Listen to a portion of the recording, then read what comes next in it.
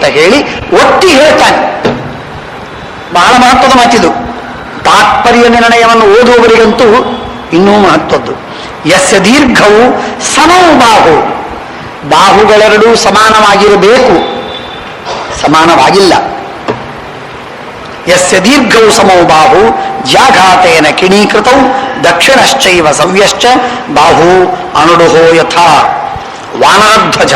ಇಂಥ ನೀನು ಹೇಗಿರ್ತಿ ಅಂತಾಗ ಇವನು ಕಿಣೀಕೃತವು ಬಾಹು, ಇದೇನು ಕೊರತ ಇದೆ ನೋಡಿ, ಧನುಷ್ಯದ ಹಗ್ಗವನ್ನು ಹಾಕಿಕೊಂಡು ಕೊರತ ಬಿದ್ದಿದೆಯಲ್ಲ, ಇವುಗಳ ಮೇಲೆ ನಾವು ಕುಪ್ಪುಸ ಹಾಕೊಳ್ತೇನೆ, ಮುಚ್ಚಿಕೊಂಡು ಬಿಡ್ತೇನೆ. ಯಾರಿಗೆ ಕಾಣುವುದಿಲ್ಲ, ಭಯವೇ ಇಲ್ಲ. ಈ ಧನುಸ್ಸಿನ ಹಗ್ಗದ ಈ ಕೊರತವನ್ನು ನೋಡಿದರೆ ಜನ ಕೇಳ್ತಾರೆ, ನೀನು ಕ್ಷತ್ರಿಯ ಇತ್ಯಾದಿ ಮಾತಾಡೋದು ಪ್ರಾರಂಭ ಮಾಡ್ತಾರೆ. ಅದ್ಯಾವುದೂ ಬರದೇ ಇದ್ದಂತೆ ನಾನು ಬಟ್ಟೆಯನ್ನು ಹಾಕಿಕೊಳ್ತೇನೆ. ನಿತ್ಯಂ ಕಂಚುಕ ಸಂಚನ್ನೋ ನಾನ್ಯಥಾ ಗೊತ್ತು ಮುತ್ಸಹೆ, ಅದು ಬಿಟ್ಟರೆ ಇನ್ನು ಬೇರೆ ದಾರಿಯೇ ಇಲ್ಲ ನನಗೆ. ವೇಣೀಕೃತ ಶಿರಾ ಭೂತ್ವ ಭವಿಷ್ಯಾಮಿ ಬೃಹನ್ನಲ. ಇಲ್ಲಿ ಕಂಬು, ಇಲ್ಲಿ ಹಗ್ಗ ಬೆಳೆದು ಘಾತವಾಗಿ ಆಗಿ ಇಲ್ಲಿ ಚಿಹ್ನ ಬಂದಿರ್ತದೆ. ಅದಕ್ಕೆ ನಾನೇನ್ ಮಾಡ್ತೇನೆ, ಇದನ್ನ ಮುಚ್ಚಿಕೊಳ್ಳುವುದಕ್ಕಾಗಿ ಕುಪ್ಸ ಇಲ್ಲ ಅಲ್ಲೇನ್ ಮಾಡಬೇಕು, ದೊಡ್ಡದಾದಂತಹ ಕರ್ಣಕುಂಡಲಗಳನ್ನು ಹಾಕಿಕೊಳ್ತೇನೆ. ಅದು ದೀರ್ಘವಾಗಿ ಇಲ್ಲಿ ಜೋತು ಬಿದ್ದಿರ್ತದೆ, ಹಾಗಾಗಿ ಕಾಣಿಸುವುದಿಲ್ಲ. ಕಾಣಿಸಿದ್ರು ಕೂಡ ಆ ಕರ್ಣಕುಂಡಲಗಳು ಚುಚ್ಚಿ ಗೆರೆ ಬಿದ್ದಿದೆ ಅಂತ ಹೇಳ್ತೇನೆ. ಮುಚ್ಚಿಕೊಳ್ಳುವುದಕ್ಕೆ ಉಪಾಯಗಳನ್ನು ಹುಡುಕಿದ್ದಾನೆ. ಕೂತ್ಕೊಂಡು ವನವಾಸದಲ್ಲಿ ಮಾಡಿದ್ದೇನೆ. ಮತ್ತೆ ಅಲ್ಲಲ್ಲ, ಧ್ಯಾನೇನ ಅಭ್ಯರ್ಚನೇನ ಚ, ಧ್ಯಾನಾಭ್ಯಾಸಗಳನ್ನ ಮಾಡಿ ವೇದಾಭ್ಯಾಸಗಳಿಂದ ಕಾಲವನ್ನು ಕಳೆದವರವರೆಲ್ಲ ಮಹಾನುಭಾವರು. ನಮ್ಮ ನಿಮ್ಮಂತೆ ರಜೆಗೆ ಹೋದಾಗ ನಿದ್ರೆ ಮಾಡಿ ಬಂದವರಲ್ಲ. ಆದ್ದರಿಂದ ಅಂಥ ಮಹಾನುಭಾವರು ಅವರು ಅಂತೂ ಏಕಾಂತದಲ್ಲಿ ವಿಚಾರ ಮಾಡಿದ್ದ, ಏನ್ ಮಾಡಬೇಕು ನಾನು ಅಂತ. ಅದನ್ನ ಹೇಳ್ತಾನೆ, ನಾನು ವೇಣೀಕೃತ ಶಿರಾ ಭೂತ್ವ ಭವಿಷ್ಯಾಮಿ ಬೃಹನ್ನಲ. ನಾನು ತಲೆಗೆ ದೊಡ್ಡದಾದ ವೇಣಿಯನ್ನು ಹಾಕಿಕೊಳ್ತೇನೆ, ಕಟ್ಟಿಕೊಂಡು ಹಾರಗಳನ್ನು ಹಾಕಿಕೊಂಡು ನಾನು ಹೆಣ್ಣಿನಂತೆ ಓಡಾಡ್ತೇನೆ, ಷಂಢನ ಓಡಾಡ್ತೇನೆ. ಪಟನ್ನಾಖ್ಯಾಯಿಕಾನ್ ನಾಮ ಸ್ತ್ರೀ ಭಾವೇನ ಪುನಃ ಬೃಹನ್ನಲ ಎಂಬ ಹೆಸರು ನನ್ನದು ಅಂತ ಜನರು ಕೇಳಿದಾಗ ಬೃಹನ್ನಲ ಹೆಸರೇನು, ಬೃಹನ್ನಲ, ಎಲ್ಲರಿಗೂ ಹೇಳೋದು ಬೃಹನ್ನಲ ಅಂತ ಹೇಳಿ ನಾನು ಹೇಳ್ತಾ ಹೋಗ್ತೇನೆ. ಆಯ್ತು. ಆದರೆ ಪ್ರಜಾನಂ ಸಮುದಾಚಾರಂ ಬಹುನರ್ಮ ಕಥಂ ವದಂ. ಹೆಣ್ಣು ಮಕ್ಕಳ ಸ್ವಭಾವ ಏನು, ಆ ಸ್ವಭಾವವನ್ನು ನಾನು ಚಾತೂ ತಪ್ಪದೆ ಪಾಲಿಸ್ತೇನೆ. ಎಲ್ಲೋ ಒಂದ್ ಕಡೆಗೆ 4 ಜನರ ಭೇಟಿಯಾಗಿ ಮಾತಾಡಿ ಬಂದದ್ದಾಯ್ತು. ಬಂದಾಗ ಯಾರೋ ಒಬ್ರು ನಕ್ಕದ್ದು ಮಾತಾಡಿದ್ದು ಏನೋ ಸ್ವಲ್ಪ ಲೋಪದೋಷಗಳಿದ್ದೇ ಇರುತ್ತೆ. ಆ ಲೋಪದೋಷಗಳನ್ನ ಇನ್ನೊಬ್ಬರ ಮುಂದೆ ಹೇಳಿಯೇ ತೃಪ್ತಿ ಪಡಬೇಕು. ಹಾಗೆ ನಾನು ಪ್ರಜಾನಂ ಸಮುದಾಚಾರಂ, ಪ್ರಜೆಗಳ ಏನೇನು ವ್ಯವಹಾರಗಳಿರುತ್ತೋ ಅದನ್ನ ಬಹುನರ್ಮಕೃತಂ ವದನ್, ತಮಾಷೆ ಮಾಡಿ ಕೈ ಚಪ್ಪಾಳೆ ತಟ್ಟಿ ಇನ್ನೊಬ್ಬರಿಗೆ ಹೇಳಿ ನಾನು ಖುಷಿ ಪಟ್ಟು ಆ ಹೆಣ್ಮಕ್ಕಳಿಗೂ ಸಂತೋಷಗೊಳಿಸಿ ಓಡಾಡ್ತಾ ಇರ್ತೀನಿ. ಹೀಗೆ 1 ವರ್ಷ ಕಾಲ ಕಳೆದ್ಬಿಡ್ತೀನಿ. ರಮಯಿಷ್ಯಾಮಿ ರಾಜಾನ ಮನ್ಯಂ ಚ ಅಂತಃಪುರೇ ಜನಂ ನೃತ್ಯಂ ಗೀತಂಚ ವಾದಿತ್ತಂ ದಿವ್ಯಂಚ ವಿವಿಧಂ ತಥಾ. ನೃತ್ಯ, ಗೀತ, ವಾದಿತ್ರ ಇದು 3 ಭೂಮಿಯಲ್ಲಿದ್ದದ್ದು ಭೂಮಿಯ ಜನರಿಗೆ ಗೊತ್ತು, ದ್ಯುಲೋಕದಲ್ಲಿದ್ದದ್ದು ಗೊತ್ತಿಲ್ಲ. ನಾನು ಅಲ್ಲಿಯ ನೃತ್ಯ ಗೀತ ವಾದಿತ್ರಗಳನ್ನು ಕಲಿತು ಬಂದಿದ್ದೇನೆ, ಅದನ್ನು ಇಲ್ಲಿ ತೋರಿಸ್ತೇನೆ. ಆನಂದ ಪಡ್ತಾನೆ. ಆದ್ದರಿಂದ ಚಿಂತೆ ಬೇಡ. ಶಿಕ್ಷಯಿಷ್ಯಾಮ್ಯಹಂ, ಅಷ್ಟೇ ಅಲ್ಲ, ಕಲಿಸ್ತೇನೆ, ಕ್ಲಾಸ್ ಇಡ್ತೇನೆ. ಯಾರಾದರೂ ಬಂದ್ರೆ ಕಲಿರಿ ಅಂತ ಹೇಳಿ ಕಲಿಸ್ತೇನೆ. ಸ್ತ್ರೀಭಾವ ಸಮುದಾಚಾರಾನ್ ನೃತ್ಯ ಗೀತ ಕಥಾಶ್ರಯೈ ಛಾದಯಿಷ್ಯಾಮಿ. ನನ್ನ ತೇಜಸ್ಸು, ನನ್ನ ಪರಾಕ್ರಮ, ನನ್ನ ಕಾಂತಿ ಇವುಗಳನ್ನ ಆ ವೇಣಿ ಹಾಗೂ ಕುಬುಸ ಹಾಗೂ ಕರ್ಣಕುಂಡಲ, ಸೀರೆ, ಹಾರ, ತುರಾಯಿ, ನಗೆ, ತಮಾಷೆ, ನೃತ್ಯಗೀತ ವಾದಿತ್ರ ಇವುಗಳಲ್ಲಿ ಮುಚ್ಚಿ ಬಿಡ್ತೇನೆ. ನನ್ನನ್ನು ದಿಟ್ಟಿಸಿ ನೋಡುವ ಪ್ರಸಂಗವೇ ಬರಬಾರದವರಿಗೆ. ಹಾಗೆ ನಾನು ಚಲಾಕಾಗಿ, ನನ್ನ ಕೈ ಚಳಕ ಅಲ್ಲ, ದೇಹದ ಚಳಕದಿಂದ ನಾನು ಭಾರೀ ಬುದ್ಧಿವಂತಿಕೆಯಿಂದ ನನ್ನನ್ನು ನಾನು ಮುಚ್ಚಿಕೊಳ್ತೇನೆ. ಯುಧಿಷ್ಠಿರಸ್ಯ ಗೇಹೇಸ್ಮಿನ್ ದ್ರೌಪದ್ಯ ಪರಿಚಾರಿಕ ಉಷಿತಾಸ್ಮೀತಿ ವಕ್ಷ್ಯಾಮಿ. ಎಲ್ಲಿದ್ರಿ ನೀವು ಈ ದಿವಸ? ನಾನು ಪಾಂಡುರಾಜನ ಮನೆಯ ಮಕ್ಕಳ ಮನೆಯಲ್ಲಿ ಇದ್ದೆ, ದ್ರೌಪದಿಯ ಸೇವೆಯನ್ನು ಮಾಡ್ತಾ ಇದ್ದೆ. ನಾನು ಎಷ್ಟೋ ವರ್ಷ ಸೇವೆ ಮಾಡಿದೆ. ಅವರೆಲ್ಲ ಪಾಪ ಎಲ್ಲೋ ಕಾಡಿಗೆ ಹೋದರು, ಅಜ್ಞಾತವಾಸಕ್ಕೆ ಹೋದರು. ಆಮೇಲೆ ನಾನು ನಿರಾಶ್ರಯನಾಗಿ ನಾನು ನಿಮ್ಮನೆಗೆ ಬಂದಿದ್ದೇನೆ, ನಮಗೆ 1 ವರ್ಷ ಅವಕಾಶ ಕೊಡಿ, ಆಮೇಲೆ ಮತ್ತೆ ನಮ್ಮ ಪಾಂಡವರು ಬಂದರೆ ಅವರ ಮನೆಗೆ ಹೋಗಿ ಬಿಡ್ತೀವಿ ನಾವು ಅಂತ ಹೇಳಿ ಹೋಗಿ ಇರುತ್ತೇನೆ. ಅಲ್ಲಲ್ಲ, ನೀನು ಆ ಎಲ್ಲ ಹೆಣ್ಣು ಮಕ್ಕಳ ಮಧ್ಯದಲ್ಲಿ ಇರ್ತಿ, ಮತ್ತೆ ನೋಡು ಹೇಗೆ ಅಂದ್ರೆ ಉರ್ವಶಿಯ ಶಾಪವಾಗಿದೆ ನನಗೆ, ಷಂಢನಾಗು ಅಂತ ಹೇಳಿ. ಇಡೀ ಜನ್ಮ ಷಂಢನಾಗುವಂತ ಶಾಪ ಕೊಟ್ರೆ ಇಂದ್ರ ವಿಶಾಪವನ್ನು ಕೊಟ್ಟ. ನೀನು ಇಡೀ ಜನ್ಮ ಷಂಢನಾಗುವುದು ಬೇಡ, 1 ವರ್ಷ ಮಾತ್ರ ನೀನು ಷಂಢನಾಗು, ಅಜ್ಞಾತವಾಸದಲ್ಲಿ ಷಂಢನಾಗು, ಆಗ ಅದು ನಿನಗೆ ಸಹಾಯಕವಾಗತ್ತೆ. ಆದ್ದರಿಂದ ನಾನು ಷಂಢಭಾವವನ್ನು ಸ್ವೀಕಾರ ಮಾಡಿ 13ನೇ ವರ್ಷ ನಾನಿರ್ತೇನೆ ಅಂದಾಗ ಆಯಿತು ಅಂತ ಒಪ್ಪಿಕೊಂಡ ಯುಧಿಷ್ಠಿರ. ಒಪ್ಪಿಕೊಂಡು ಮತ್ತೆ ಹೇಳ್ತಾನೆ, ವಾಸುದೇವ ಸಮೋಲೋಕೆ ಯಶಸಾ ವಿಕ್ರಮೇಣ ಚ ಸ್ವಯಂ ರಾಜ್ಯೇ ವಿರಾಟಸ್ಯ ಭವನೆ ಭರತರ್ಷಭ. ಹೀಗೆ ಅರ್ಜುನನ ಕಥೆ ಆಗತ್ತೆ. ನೀನು ವಾಸುದೇವನ ಸಮಾನನಾದವನು ಅರ್ಜುನ, ಮಹಾನುಭಾವ ಎಂಬುದಾಗಿ ಅವನನ್ನ ಹೊಗಳ್ತಾನೆ. 3ನೇದವ ಮುಗೀತು. ಇನ್ನು 4ನೇದವ ನಕುಲ. ಅವನು ಬಹಳ ಕೋಮಲ, ಬಹಳ ಕೋಮಲ. ಅಂಥ ಕೋಮಲ ಅಂದ್ರೆ ಸುಕುಮಾರ. ಈಗ ಎಷ್ಟು ವರ್ಷ ಅವನಿಗೆ? ಎಷ್ಟು ವರ್ಷ ಹೇಳಿ? ಸುಮಾರು 70 ವರ್ಷದ ವಯಸ್ಸಿನವ. ಆದರೆ 70 ವರ್ಷದ ನಕುಲನಿಗೆ ಇಷ್ಟು ಕೋಮಲತೆ ಇದೆ ದೇಹದಲ್ಲಿ. ಅದನ್ನು ನೋಡಿ ಹೇಳ್ತಾನೆ, ಕಿಂ ಕರ್ಮ ಕಿಂ ಸಮಾಚಾರ ನಕುಲೋಯಂ ಭವಿಷ್ಯತಿ ಸುಕುಮಾರಶ್ಚ ಶೂರಶ್ಚ ದರ್ಶನೀಯ ಸುಖೋಚಿತ. ಎಷ್ಟು ಚಲುವ, ಎಂಥ ಸುಕುಮಾರ, ಏನು ಕೋಮಲತೆ ದೇಹದಲ್ಲಿ.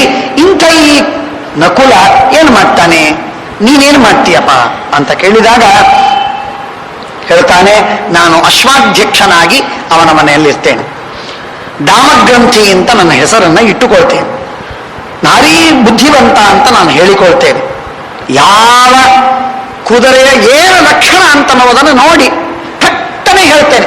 ಇದು ಎಷ್ಟು ದಿವಸ ಬದುಕತ್ತೆ, ಎಷ್ಟು ಶಕ್ತಿ ಇದೆ ಇದಕ್ಕೆ, ಏನೆಲ್ಲ ಮಾಡಬಹುದು, ಇದು ಒಂದು ಕ್ಷಣದಲ್ಲಿ ಹೇಳ್ತೇನೆ. ಅಶ್ವಶಾಸ್ತ್ರದಲ್ಲಿ ನಾನು ನಿಪುಣ, ನಾನು ಅಶ್ವಿನಿ ದೇವತೆ, ಆದ್ದರಿಂದ ನನಗೆ ಆ ಎಲ್ಲ ಜ್ಞಾನವಿದೆ ಅಂತ ಹೇಳಿ ಹೇಳ್ತೇನೆ. ನ ಚಾಸ್ಯ ಸ್ಖಲಿತಂ ಕಿಂಚಿತ್ ದದೃಶಸ್ತದ್ವಿದೋ ಜನಾ ಸುನೀತಿಜ್ಞಶ್ಚ ಶೂರಶ್ಚ ಸರ್ವವಂತ ವಿಶಾರದ. ಹಾಗೆ ಹೇಳ್ತಾನೆ. ಸಹದೇವ ಮಹಾ ನೀತಿಶಾಸ್ತ್ರಜ್ಞ, ಒಳ್ಳೆ ರಾಜಕಾರಣದ ಸೂಕ್ಷ್ಮ ಗತಿಗಳನ್ನೆಲ್ಲ ತಿಳಿದವನು. ಯಾವಾಗ ಏನು ಎನ್ನುವುದನ್ನೆಲ್ಲ ಚೆನ್ನಾಗಿ ಅರ್ಥ ಮಾಡಿಕೊಂಡ ಮಹಾತ್ಮ. ಅಯ್ಯ ನೀನೇನ್ ಮಾಡ್ತೀಯೋ? ಅವನು ಹೇಳಿದ, ನಾನು ಗೋಸಂಖ್ಯಾತ, ಆಕಳುಗಳ ಎಣಿಕೆ ಮಾಡಿ ಆಕಳುಗಳ ಸಂರಕ್ಷಣೆ ಮಾಡುವ ಜವಾಬ್ದಾರಿಯನ್ನು ಹೊತ್ತು ನಾನಿರ್ತೇನೆ. ಗೋಪಾಲಕನಾಗಿ ಗೋಗಳ ಸಂರಕ್ಷಣೆಯನ್ನು ಮಾಡ್ತಾ ಇರ್ತೇನೆ.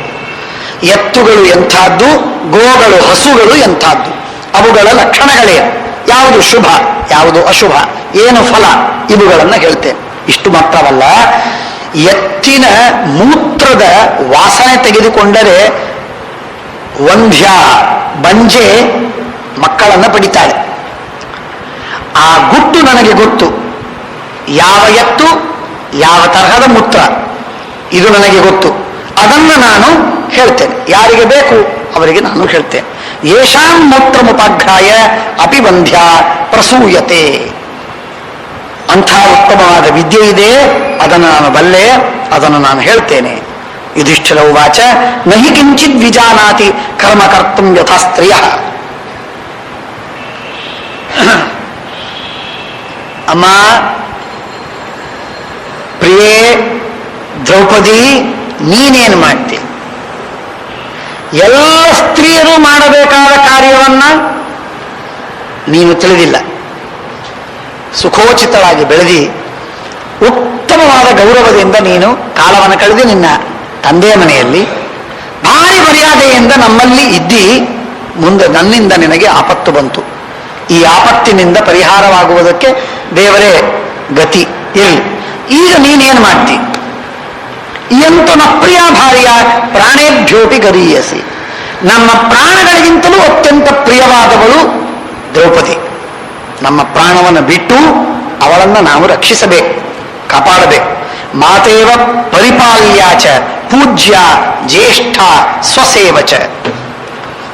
ತಾಯಿಯನ್ನ ರಕ್ಷಣೆ ಮಾಡುವಂತೆ, ತಾಯಿಯನ್ನ ಪ್ರೀತಿಸುವ ಗೌರವಿಸುವಂತೆ, ಹಿರಿಯ ಮಕ್ಕಳನ್ನು ಯಾವ ರೀತಿಯಾಗಿ ಗೌರವಿಸಬೇಕೋ ಹಾಗೆ ಈ ದ್ರೌಪದಿಯನ್ನು ನಾವು ಪ್ರೀತಿಯಿಂದ ನೋಡಿಕೊಳ್ಳಬೇಕು, ಗೌರವಿಸಬೇಕು, ರಕ್ಷಿಸಬೇಕು. ಸುಕುಮಾರಿ ಸುಶೀಲಾಚ ರಾಜಪುತ್ರಿ ಯಶಸ್ವಿನಿ, ನೀನೇನ್ ಮಾಡ್ತಿ ಅಂತ ಕೇಳಿದಾಗ, ಅಹಂ ವತ್ಸ್ಯಾಮಿ ರಾಜೇಂದ್ರ ನಿರ್ವೃತೋ ಭವ ಪಾರ್ಥಿವ. ನನಗಾಗಿ ನೀನು ಶೋಕ ಪಡಬೇಡ, ನಾನು ನಿಶ್ಚಿಂತವಾಗಿರ್ತೀನಿ. ನಾನು ಹೇಗಿರಬೇಕು ಅಂತ ಅನ್ನೋದನ್ನು ನಾನು ಈಗಾಗಲೇ ನಿಶ್ಚಯಿಸಿಕೊಂಡಿದ್ದೆ. ಸೈರಂಧ್ರಿ ಜಾತಿ ಸಂಪನ್ನ, ಒಂದು ಜಾತಿ, ಹೆಣ್ಣಿನಲ್ಲಿ ಒಂದು ಜಾತಿ, ದಾಸಿಯಾಗಿ ಸೇವೆಯನ್ನು ಮಾಡುವಂತಹ ಒಂದು ಜಾತಿ. ಆ ಜಾತಿಯಲ್ಲಿ ನಾನು ಹುಟ್ಟಿದವಳು ಎಂದು ನನ್ನನ್ನು ನಾನು ಹೇಳಿಕೊಳ್ತೇನೆ. ಸೈರಂಧ್ರೋ ರಕ್ಷಿತ ಸ್ತ್ರೀಣಾಂ ಭುಜಿಷ್ಯಾಸ್ಸಂತಿ ಭಾರತ ಏಕಪತ್ನ್ಯ ಸ್ತ್ರೀಯಶ್ಚೈತಾ ಇತಿ ಲೋಕಸ್ಯ ನಿಶ್ಚಯ. ಸೈರಂಧ್ರಿ ಅಂತನ್ನುವ ಏನು ಜಾತಿಯ ಹೆಣ್ಣು ದಾಸಿಯರಿದ್ದಾರೋ ಆ ದಾಸಿಯರಿಗೆ ಒಬ್ಬ ಗಂಡನ ಹೆಂಡಂದರು. ಪುರುಷರು ನೋಡುವುದಕ್ಕೂ ಅವರು ಒಪ್ಪುವುದಿಲ್ಲ. ಇಂಥ ದಾಸಿಯರು ಶುದ್ಧ ದಾಸಿಯರು, ದೇವದಾಸಿಯರಲ್ಲ. ಆದ್ದರಿಂದ ನಾನು ಆ ಜಾತಿಯ ಹೆಣ್ಣು ಎಂದಾಗಿ ನನ್ನನ್ನು ನಾನು ಹೇಳಿಕೊಂಡು ನನ್ನ ಮಾನ ಸಂರಕ್ಷಣೆಯನ್ನ, ಶೀಲ ರಕ್ಷಣೆಯನ್ನ ಮಾಡಿಕೊಂಡು ಸುಖವಾಗಿರ್ತೇನೆ, ಚಿಂತೆ ಬೇಡ. ನೋಡಿ, ಸೈರಂಧ್ರಿ ಎನ್ನುವ ಹಿನ್ನೆಲೆಯಲ್ಲಿರುವಂತಹ ಒಂದು ಕಲ್ಪನೆ, ಪವಿತ್ರತೆಯನ್ನ ಎಲ್ಲರೂ ರಕ್ಷಣೆ ಮಾಡಿಕೊಂಡು ಬರಬೇಕು ಎನ್ನುವ ಉದ್ದೇಶದಿಂದ ಎಷ್ಟೆಲ್ಲ ತಮ್ಮನ್ನು ತಾವು ಮುಚ್ಚಿಕೊಂಡು ಬರ್ತಾರೆ, ಏನೇನು ಹೇಳ್ತಾರೆ, ಇದೆಲ್ಲ ಹೇಳಿಕೊಂಡು ಕಾಪಾಡಿಕೊಂಡು ಬರ್ತಾರೆ. ಏಕಪತ್ನ್ಯ ಸ್ತ್ರೀಯಶ್ಚೈತಾ ಇತಿ ಲೋಕಸ್ಯ ನಿಶ್ಚಯ. ಸೈರಂಧ್ರಿ ಅಂತ ಹೇಳಿದ ತಕ್ಷಣಕ್ಕೆ ಅವರು ಅತ್ಯಂತ ಶುದ್ಧ ಪತಿವ್ರತೆಯರು ಅಂತ ಜಗತ್ತಿನಲ್ಲಿ ಖಚಿತ. ಆದ್ದರಿಂದ ನನ್ನ ಬಗ್ಗೆ ಯಾರೂ ತಪ್ಪು ತಿಳಿಯುವುದಿಲ್ಲ, ಕೆಟ್ಟ ದೃಷ್ಟಿಯಿಂದ ನೋಡುವುದಿಲ್ಲ, ನನಗೆ ಅಪಾಯ ಇಲ್ಲ. ಸಾಹಂಭುವಾನ ಸೈರಂಧ್ರಿ ಕುಶಲ ಕೇಶಕರ್ಮಣಿ. ಒಳ್ಳೆ ಉತ್ತಮವಾಗಿರತಕ್ಕಂತಹ ಅಲಂಕಾರವನ್ನು ಮಾಡುವುದಕ್ಕೆ, ಕೇಶಗಳ ಅಲಂಕಾರವನ್ನು ಮಾಡುವುದಕ್ಕೆ ನಾನು ತಿಳಿದವಳು ಎಂದಾಗಿ ಹೇಳಿ ನಾನು ಮಾಡ್ತೇನೆ. ಯುಧಿಷ್ಠಿರಸ್ಯ ವೈಗೇವೇ, ನಾನು ಹೇಳ್ತೇನೆ ದ್ರೌಪದಿಯ ಸೇವೆಯನ್ನು ಚೆನ್ನಾಗಿ ಮಾಡಿದ್ದೇನೆ ಅಂತ ನಾನು ಹೇಳಿಬಿಡ್ತೇನೆ. ಅಪ್ಪಗುಪ್ತ ಚರಿಷ್ಯಾಮಿ ಯನ್ನಾಂತಂ ಪರಿಪೃಚ್ಛಸಿ ನಾಹಂ ತತ್ರ ಭವಿಷ್ಯಾಮಿ ದುರ್ಭರ ರಾಜವೇಶ್ಮನೆ. ನನ್ನನ್ನು ಹೇಗೆ ರಕ್ಷಣೆ ಮಾಡಬೇಕು ಎಂಬ ಜವಾಬ್ದಾರಿಯನ್ನ, ಚಿಂತೆ, ಯೋಚನೆ ನಿನಗೆ ಬೇಡ. ನನ್ನನ್ನು ನಾನು ರಕ್ಷಣೆ ಮಾಡಿಕೊಳ್ತೇನೆ. ಕೃತ್ವಾ ಚೈವ ಸದಾ ರಕ್ಷಾಂ ವ್ರತೇನೈವ ನರಾಧಿಪ ಸುದೇಷ್ಣಾಂ ಪ್ರತ್ಯುಪಸ್ಥಾಸ್ಯೆ. ಸುದೇಷ್ಣ ವಿರಾಟರಾಜನ ಮಡದಿ, ಅವಳ ಸೇವೆಯನ್ನು ಮಾಡ್ತಾ, ಅವಳ ಕೇಶಗಳ ಅಲಂಕಾರಗಳನ್ನು ಮಾಡ್ತಾ ನಾನು ನನ್ನನ್ನು ಕಾಪಾಡಿಕೊಂಡು ಸುಖವಾಗಿ ಇರ್ತೇನೆ. ನಿಮಗೆ ಚಿಂತೆ ನನ್ನಿಂದಾಗಿ ಬೇಡ ಎಂಬುದಾಗಿ ದ್ರೌಪದಿ ದೇವಿ ತನ್ನನ್ನು ತಾನು ಹೇಳಿಕೊಳ್ತಾಳೆ. ದ್ರೌಪದಿ ದೇವಿ ಯಾರು? ಭೀಮ ಯಾರು? ಧರ್ಮ, ಅರ್ಜುನ, ನಕುಲ, ಸಹದೇವರು ಯಾರು? ದೇವಾಧಿದೇವತೆಗಳು, ಸಾರ್ವಭೌಮರು, ವಾಚಾಮ್ಯತ್ತ ಪ್ರಣೇತ್ರಿ, ಸಮಸ್ತ ವೇದಗಳಿಗೆ ಅಭಿಮಾನಿ ದೇವತೆ ಆ ದ್ರೌಪದಿ ದೇವಿ. ತೊಟ್ಟಾದಳು ದ್ರೌಪದಿ 1 ವರ್ಷ. ಕಾಡ ಬೆಳೆದಿಂಗಳು, ಈ ಸಂಸಾರ ಕತ್ತಲೆ ಬೆಳೆದಿಂಗಳು. ಸತ್ಯಕ್ಕೆ ಧರ್ಮನು ಲೆಕ್ಕವನಾಡಲು ಅರ್ಥ ಭಾಂಡಾರ ಎಲ್ಲವ ಸೋತು ಮತ್ತೆ ವಿರಾಟರಾಜನ ಮನೆಯಲ್ಲಿ 1 ವರ್ಷ ಕಂಕನಾಗಿ ಉಳಿದ ದ್ರೌಪದಿ 1 ವರ್ಷ ಸೇವಕಿಯಾದಳು. ಒಂದು ಮಾತು ಹೇಳ್ತಾಳೆ, ಪ್ರಾಯಶಃ ಮುಂದೆ ಆ ಮಾತು ಹೇಳುವಾಗ ರಾಜನತ್ರ ಹೋಗಿ, ನಾನು ಪಾದವನ್ನು ತೊಳೆಯುವುದಿಲ್ಲ, ಇನ್ನೊಬ್ಬರ ಕಾಲು ತೊಳೆಯುವುದಿಲ್ಲ, ನಾನು ಅದು ಬಿಟ್ಟು ಯಾವ ಕೆಲಸವನ್ನು ನಾನು ಮಾಡ್ತೇನೆ. ಹಾಸಿಗೆ ಹಾಸಿಕೊಡ್ತೇನೆ, ಸ್ವಚ್ಛ ಮಾಡ್ತೇನೆ, ಬಡಿಸ್ತೇನೆ, ಸ್ತ್ರೀಯರಿಗೆ ಅಲಂಕಾರವನ್ನು ಮಾಡ್ತೇನೆ, ಕೇಶಪಾಶಗಳ ಸೌಂದರ್ಯವನ್ನು ಮಾಡಿಕೊಡ್ತೇನೆ, ಆದರೆ ಕಾಲು ಮಾತ್ರ ತೊಳೆಯೋದಿಲ್ಲ. ಇಷ್ಟು ಮಾತ್ರ ನನ್ನ ನಿಯಮ, ಅದನ್ನು ಬಿಟ್ಟು ಇನ್ಯಾವ ನನ್ನ ನಿಯಮವಿಲ್ಲ ಎಂದು ನಾನು ಹೇಳಿಕೊಡ್ತೇನೆ.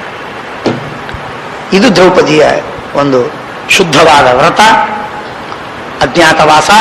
ಎಂಥವರಿಗೂ ಎಂಥ ಆಪತ್ತು ತಪ್ಪಿಲ್ಲ ಎನ್ನುವುದಕ್ಕೆ ಮಾದರಿಯ ದೃಷ್ಟಾಂತ. ಅಫ್ಕೋರ್ಸ್ ಭೀಮ ದ್ರೌಪದಿಯರಿಗೆ ಯಾವ ದುಃಖವಿಲ್ಲ, ವ್ಯಥೆ ಇಲ್ಲ, ಕಷ್ಟವಿಲ್ಲ. ಅವರು ದೇವಾದಿ ದೇವತೆಗಳು, ಅವರಿಗೆ ದುಃಖಾಭಾಸ ಅಂತ ಕರೀತಾರೆ. ಅದೊಂದು ಶಾಸ್ತ್ರದ ಬಹಳ ದೊಡ್ಡದಾದ ಮರ್ಮ ಇರಲಿ. ಆದರೆ ಹೇಳುವ ತಾತ್ಪರ್ಯ, ಇಂಥ ಮಹಾನುಭಾವರಿಗೂ ಕೂಡ ಈ ವಿಧವಾದ ಪರಿಸ್ಥಿತಿಗಳು ನಿರ್ಮಾಣವಾಯಿತು ಎನ್ನುವುದನ್ನು ನಾವು ಕೇಳ್ತೇವೆ. ವಿರಾಟ ರಾಜರ ಪಟ್ಟಣದಲ್ಲಿ ಅವರು ಪ್ರವೇಶ ಮಾಡುವುದಕ್ಕಿಂತ ಮುಂಚೆ ಈ ಎಲ್ಲ ಆಲೋಚನೆಯನ್ನು ಮಾಡಿಕೊಂಡು ಒಳಗೆ ಪುರಪ್ರವೇಶವನ್ನು ಮಾಡಬೇಕಾಗಿದೆ. ಅದಕ್ಕಿಂತಲೂ ಮೊದಲು ಧೌಮ್ಯಾಚಾರ್ಯರು ಆ ಪಾಂಡವರಿಗೆಲ್ಲರಿಗೆ ಉಪದೇಶವನ್ನು ಮಾಡ್ತಾರೆ. ಸುಂದರವಾದ ಉಪದೇಶ. ರಾಜನ ಮನೆಯಲ್ಲಿ ನೀವು ಹೇಗಿರಬೇಕು ಎನ್ನುವುದನ್ನು ಕಲಿಸ್ತಾರೆ. ನೋಡಿ, ರಾಜರಾಗಿ ಇದ್ದವರು, ಆದರೆ ರಾಜನ ಮನೆಯಲ್ಲಿ ಹೇಗಿರಬೇಕು ಗೊತ್ತಿಲ್ಲ ಅವರಿಗೆ. ರಾಜರಾಗಿ ಇದ್ದವರಿಗೆ ರಾಜರ ಮನೆಯಲ್ಲಿ ಹೇಗಿರಬೇಕು ಅಂತ ಅನ್ನೋದು ಗೊತ್ತಿರಬೇಕು ಅಂತ ನೆಸೆಸಿಟಿ ಇಲ್ಲ. ಅದಕ್ಕಾಗಿ ಧೌಮ್ಯಾಚಾರ್ಯರು ಧರ್ಮರಾಜಾದಿ ಪಂಚಪಾಂಡವರಿಗೆ, ದ್ರೌಪದಿಗೆ ರಾಜರ ಮನೆಯಲ್ಲಿ ಹೇಗಿರಬೇಕು ಅಂತನ್ನುವುದನ್ನ ಎಲ್ಲ ಉಪದೇಶ ಮಾಡ್ತಾರೆ. ಬಹಳ ಸುಂದರವಾದ. ಮುಂದಿನ ಗುರುವಾರ ಉಪನ್ಯಾಸ ಮಾಡೋಣ. ಶ್ರೀಕೃಷ್ಣ.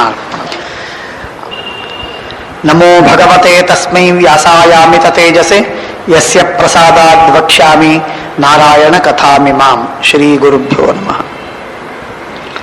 ಶ್ರೀಮನ್ಮಹಾಭಾರತದ ವಿರಾಟ ಪರ್ವದಲ್ಲಿ ಪ್ರಾರಂಭದಲ್ಲಿ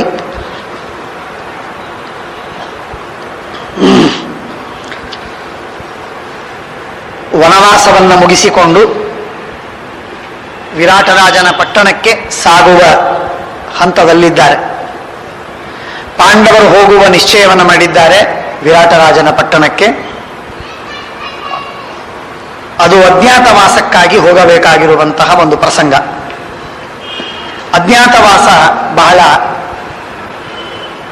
ವಿಚಿತ್ರವಾಗಿರುವಂತಹ ಒಂದು ಕಷ್ಟದ ಪರೀಕ್ಷೆ ಹಾಗೂ ಪ್ರಯಾಸ. ತಮ್ಮನ್ನು ತಾವು ತಲೆ ತಗ್ಗಿಸಿ ಮರೆಮಾಚಿ ಮುಚ್ಚಿಕೊಂಡು ಇರುವಂತಹ ಒಂದು ಸನ್ನಿವೇಶ ಒದಗಿದೆ. ಪಾಂಡವರು ಪ್ರತಿಯೊಬ್ಬರೂ ಅದ್ಭುತರಾದವರು. ಅವರ ವ್ಯಕ್ತಿತ್ವ ಅತಿ ಸುಸ್ಪಷ್ಟವಾಗಿ ಪ್ರತಿಯೊಬ್ಬರಿಗೆ ತೋರುವಂತಹದ್ದು. ಇಷ್ಟಿದ್ರೂ ಕೂಡ ಅವರು ತಮ್ಮನ್ನು ತಾವು ಮುಚ್ಚಿಕೊಳ್ಳಬೇಕು ಅಂತನ್ನುವುದಕ್ಕಾಗಿ ಅನೇಕ ಉಪಾಯಗಳನ್ನು ಹೂಡಿದ್ದಾರೆ. ಒಂದು ವಿಚಿತ್ರವಾದ ಉಪಾಯ, ಭೀಮ ತನ್ನ ಮಹಾಬಲಶಾಲಿಯಾದಂತಹ ಮುಸಲೋಪಮವಾಗಿರುವ ತನ್ನ ಬಾಹುಗಳನ್ನು ಮುಚ್ಚಿಕೊಂಡು ಹಾಕಿಕೊಳ್ಳುವುದಕ್ಕೆ ತಾನು ಸೂದ ವೇಷವನ್ನು, ಅಡಿಗೆಯವನ ವೇಷವನ್ನು ಧರಿಸಿ, ನಾನು ಆ ಅಡಿಗೆಯವನ ಕಪ್ಪು ವೇಷ, ಹೊಲಸು ವೇಷದಲ್ಲಿ ನನ್ನ ಯಮಜಂಯುದವಾಹ ಊರ್ಜಿತೋ ಯದಿ ಜಂಬೂನದವಾರಿ ಸಂವ್ರಜೇತ್ ಕನಕದ್ಯುತಿ ಮಧ್ವಸಂಗವಾನ್ ಉಪಮೀಯೇತ ಸತೇನ ನೀಲಭಾಹ ಅಂತ ಹೇಳಿದಂತೆ ಬಂಗಾರದ ಬಣ್ಣ ಭೀಮಸೇನ ದೇವರ ಬಣ್ಣ. ಭೀಮಸೇನ ದೇವರೇ ಮಧ್ವಾಚಾರ್ಯರು, ಹನುಮಂತ ಬೇರೆ, ಹನುಮಂತನ ದೇಹ ಬೇರೆ, ಅದು ಕಿಂಪುರುಷ ಖಂಡದಲ್ಲೂ ಇನ್ನೂ ವಿರಾಜಮಾನ. ಆದರೆ ಭೀಮಸೇನನ ದೇಹವೇ ಮಧ್ವರ ದೇಹವಾಗಿ ಬಂತು. ಸೂಕ್ಷ್ಮ ರೂಪವಾಗಿ ಅಣಿಮಾದಿ ಶಕ್ತಿಗಳಿಂದ ಬಂದಂತಹದ್ದು. ಅಂಥ ಆ ರೂಪ ಅದು ಬಹಳ ಕೆಂಪು ಬಣ್ಣದ ರೂಪವದು, ಬಂಗಾರದ ಪುಟಕ್ಕಿಟ್ಟ ಚಿನ್ನದಂತೆ ಬಣ್ಣ, ಅಂಥ ಸುಂದರವಾದ ರೂಪ.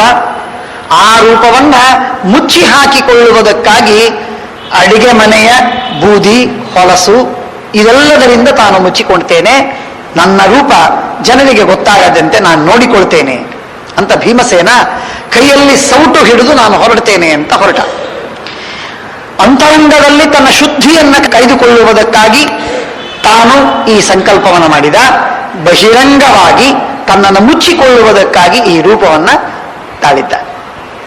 ಭೀಮಸೇನ ದೇವರ ಅತ್ಯದ್ಭುತವಾಗಿರುವಂತಹ ಧರ್ಮಶುದ್ಧಿ ಏನಿದೆ ಅದನ್ನು ನಾವಿಲ್ಲಿ ಗಮನಿಸಬೇಕು. ಶ್ರೀಮದಾನಂದ ತೀರ್ಥರು ತಾತ್ಪರ್ಯ ನಿರ್ಣಯದಲ್ಲಿ ಅದನ್ನು ತೋರಿಸಿಕೊಡ್ತಾರೆ. ವಾಯುದೇವರು ಭೀಮಸೇನ ದೇವರು ಶುದ್ಧೇ ಭಾಗವತೆ ಧರ್ಮೇ ನಿರತಃ, ಶುದ್ಧ ಭಾಗವತ ಧರ್ಮದಲ್ಲಿ ನಿರತರಾಗಿರುವ ಭೀಮಸೇನ ದೇವರು ಎಂದೆಂದಿಗೂ ತಪ್ಪಿಯೂ ಅಧರ್ಮವನ್ನು ಆಚರಿಸಲಿಲ್ಲ. ಹೀಗೆ 2 ಪ್ರಸಂಗಗಳು ಬಂತು ಭೀಮಸೇನ ದೇವರಿಗೆ, ಅಥವಾ 100 ಪ್ರಸಂಗಗಳು ಬಂತು ಭೀಮಸೇನ ದೇವರಿಗೆ. ಒಮ್ಮೆ ಏಕಚಕ್ರನಗರದಲ್ಲಿರುವಾಗ ಅವರು ತಮ್ಮನ್ನು ತಾವು ಮುಚ್ಚಿಕೊಂಡು ಇರುವ ಅನಿವಾರ್ಯತೆ ಬಂತು.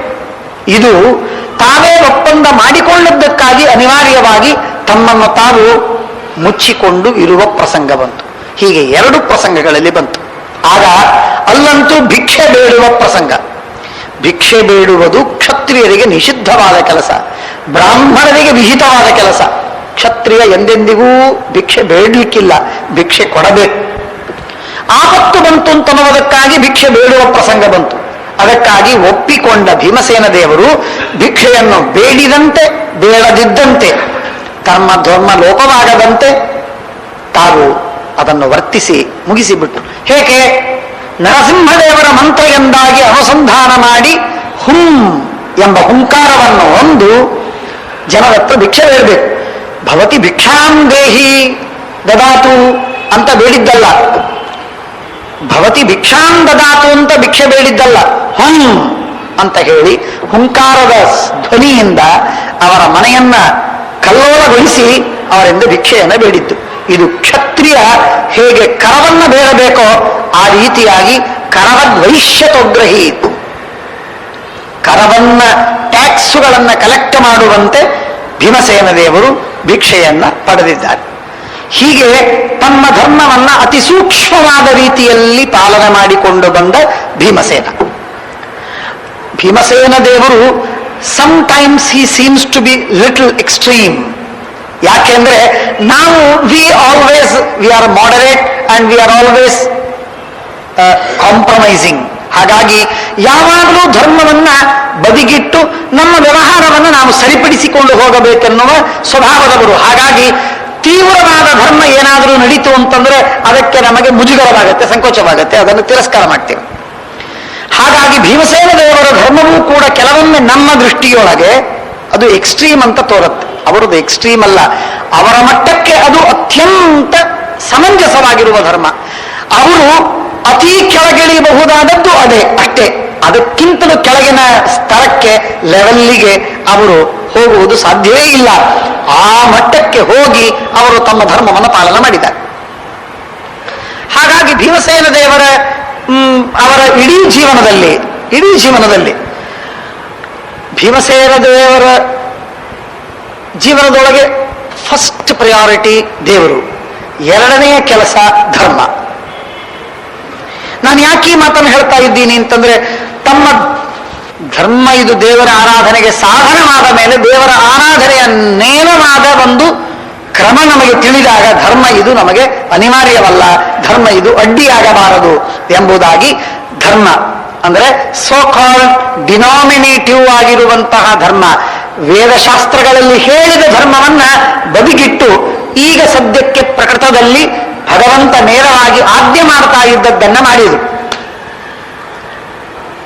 ಎಂದೂ ಭೀಮಸೇನ ದೇವರು ದೇವರನ್ನು ಮೀರಲಿಲ್ಲ, ಧರ್ಮವನ್ನು ಮೀರಿದರು. ಧರ್ಮವನ್ನು ಮೀರಿ ದೇವರನ್ನ ಸಂತೋಷಗೊಳಿಸಿದರು ಅಥವಾ ದೇವರ ಮಾತನ್ನ ಪಾಲಿಸಿದರು.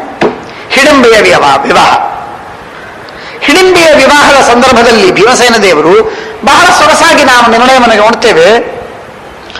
ಭೀಮಸೇನ ದೇವರು ಪರಿವೆತ್ತ ಎನ್ನುವಂತಹ ಒಂದು ಸಮಸ್ಯೆ ಇದೆ. ಅಣ್ಣನ ಮದುವೆಯಾಗುವುದಕ್ಕಿಂತ ಮೊದಲಿಗೆ ತಮ್ಮ ಮದುವೆಯಾಗಿ ಬಿಟ್ರೆ ಅವನು ಪರಿವೆತ್ತ ಅಂತ ಕರೀತಾರೆ. ಅದು ಪಾಪ. ಇದು ಧರ್ಮವನ್ನು ಇದನ್ನು ಧರ್ಮಕ್ಕೆ ಬಾಹಿರವಾದದ್ದು, ಇದನ್ನು ಅನುಷ್ಠಾನ ಮಾಡಬಾರದು. ಅಣ್ಣನ ಮದುವೆ ಮೊದಲು, ಆಮೇಲೆ ತಮ್ಮನ ಮದುವೆ, ಹೀಗಾಗಬೇಕಾದ. ಆದರೆ ಹಿಡಿಂಬೆ ಬಂದು ಭೀಮಸೇನ ದೇವರಿಗೆ ಗಂಟೆ ಬೀಳ್ತಾಳೆ, ನೀನು ನನ್ನ ಮದುವೆಯಾಗು ಅಂತ. ಭೀಮ ಅಂತಾನೆ, ಆಗುವುದಿಲ್ಲ, ನಮ್ಮ ಅಣ್ಣನ ಮದುವೆ ಆಗಿಲ್ಲ, ನಾನು ಹೇಗೆ ಮದುವೆ ಆಗಲಿ, ಪರಿವಿಂದ ಅಂತ ನಾವು ದೋಷ ಬರುತ್ತೆ, ಪರಿವಿತ್ತಿ, ಆದ್ದರಿಂದ ನಾನು ಮದುವೆ ಆಗುವುದಿಲ್ಲ ಅಂತ ಭೀಮಸೇನ ದೇವರು ಬೇಡ ಅಂತ ತಳ್ಳಿಬಿಡ್ತಾರೆ. ಅವಳು ಹೇಳ್ತಾಳೆ, ಅವಳು ಮಹಾ ಜ್ಞಾನಿ, ಅವಳು ಹೇಳ್ತಾಳೆ, ವೇದವ್ಯಾಸ ದೇವರು ಬರ್ತಾರೆ, ನಾಳೆ ವೇದವ್ಯಾಸ ದೇವರು ಬರ್ತಾರೆ, ಬಂದು ನಿನಗೆ ಹೇಳ್ತಾರೆ, ಹೇಳಿದಾಗ ನೀನು ನನ್ನನ್ನು ಮದುವೆ ಮಾಡ್ಕೊಳ್ತಿ, ಬರ್ಲಿ ಹೇಳಿ ನಾನು ಮದುವೆ ಮಾಡ್ಕೊಳ್ತೀನಿ, ಅಲ್ಲಿವರೆಗೆ ನಾನು ಮದುವೆ ಮಾಡ್ಕೊಳ್ಳೋದಿಲ್ಲ ಅಂತ ಸುಮ್ಮನೆ ಇರ್ತಾರೆ. ವೇದವ್ಯಾಸ ದೇವರು ಬರ್ತಾರೆ. ವೇದವ್ಯಾಸ ದೇವರು ಬಂದಾಗ ವೇದವ್ಯಾಸ ದೇವರು ಧರ್ಮರಾಜ ಹೇಳ್ತಾನೆ, ಕುಂತಿ ಹೇಳ್ತಾಳೆ, ತಾಯಿ ಅಣ್ಣ ಇಬ್ಬರು ಹೇಳಿದ್ರು ಕೇಳಿದ್ರೆ ಸುಮ್ಮನೆ ಇದ್ದಂತಹ ಧರ್ಮರಾಜ ಭೀಮಸೇನ ವೇದವ್ಯಾಸ ದೇವರು ಬಂದು ಸ್ವಾಗತವಾಯಿತು, ನಮಸ್ಕಾರವಾಯಿತು. ಆಮೇಲೆ ಅವರು ಹೇಳ್ತಾರೆ, ಹಿಡಿಂಬೆಯನ್ನು ನೀನು ವಿವಾಹವಾಗು. ಪ್ರತಿ ಮಾತಾಡುವುದಿಲ್ಲ, ಕೇಳುವುದಿಲ್ಲ. ಸ್ವಾಮಿ ಪರಿವಿತ್ತಿ ದೋಷ ಪರಿಹಾರವಾಗಬೇಕಲ್ಲ, ಕೇಳುವುದಿಲ್ಲ. ಭಗವಾನ್ ವೇದವ್ಯಾಸ ಹೇಳಿದ ಮೇಲೆ, ಧರ್ಮ ವಿದುತ್ತಮನಾಗಿರುವ ಭಗವಂತ ಹೇಳಿದ ಮೇಲೆ, ಧರ್ಮ ನಿಯಾಮಕ, ಧರ್ಮಜ್ಞ, ಧರ್ಮ ಫಲಪ್ರದ, ಧರ್ಮ ಮಾಡಿಸುವವ ಆ ದೇವರು ಹೇಳಿದ ಮೇಲೆ ಧರ್ಮ